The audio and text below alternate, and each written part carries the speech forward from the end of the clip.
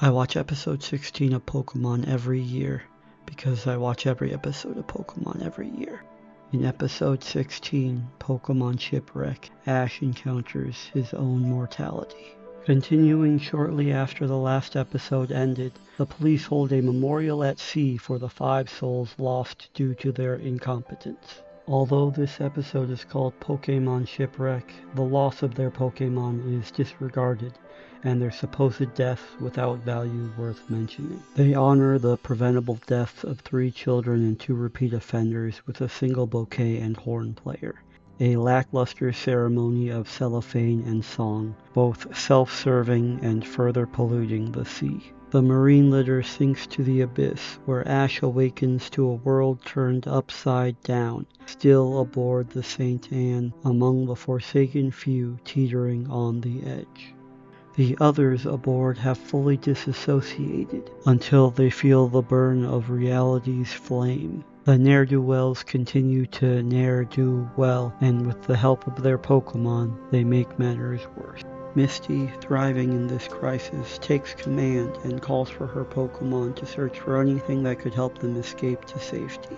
Goldeen saves their arch-enemies, who have never helped them or made them feel safe. This incites yet another battle aboard the St. Anne, another attempt at avoidance of their encroaching end. They gleefully call for their Pokémon, hoping to achieve some semblance of normalcy, calling back on the echoes of their once episodic existence.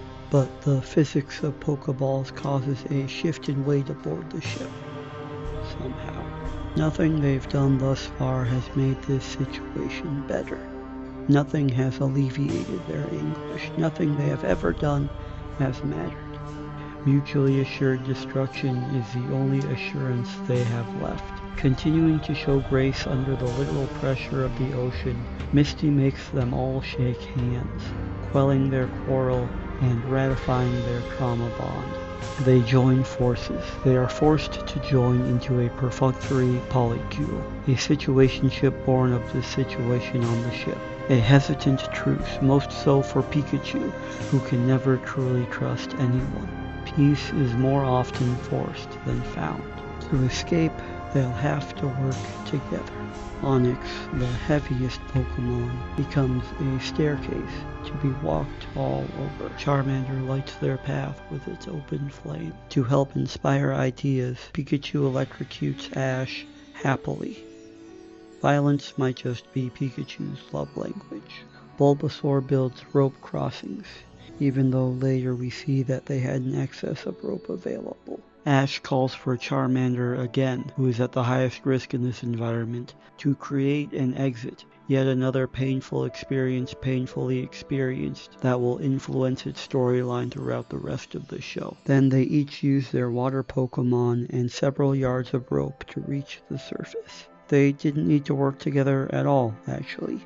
The adults here are also incompetent. Up to this point, they are only saved by their over-reliance on the children's Pokémon, who at this final juncture offer no further aid to the thieves who only have one water-type Pokémon between them. To be fair, theirs is one of the greatest. Who's that Pokémon? I lied, it's not that great. It's their last hope, but hope cannot save them.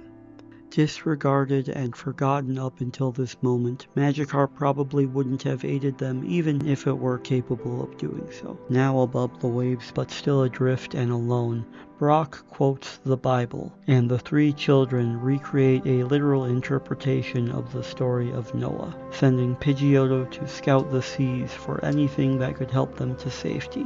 But again, only evil was found. All aboard their very small raft, they assume the deaths of their enemies. They pray before casting them out, without even checking for a pulse. Religion is a common tool to help those accept death, to accept that which they cannot change. But sometimes you shouldn't accept death, especially if you don't know if someone's actually dead. Nothing good happens in this episode, except for Pikachu finally managing to snap its little fingers. I have small fingers, I can't snap them. The Saint Anne is presumably named for the Saint Anne, who in Christian lore is the mother of the Virgin Mary, the mother of the Mother, God's grandma. She's the patron saint of child labor, horseback riding, and all other forms of genital pain. Not much else is known about Saint Anne because she's not real. In the games, it's called the SS Anne to avoid any of this religious subtext or regular text. SS stands for steamship. I just learned that too. Their collab with their aggressors continues. They sleep on opposite sides of the raft, separated by Magikarp, who seemingly does not need to sleep nor breathe. Magikarp seems to suffer equally in the sea or on land, and its sentience is continually ignored because of its apparent weakness. Unlike their Pokémon, who continually find value in those who force them to act violently towards each other, they find no value in Magikarp's life beyond a single meal. This entire time, Magikarp has been continuously crying its own name, presumably pleading for its right to exist. The only one amongst them who could translate attempts to consume the sentient life form.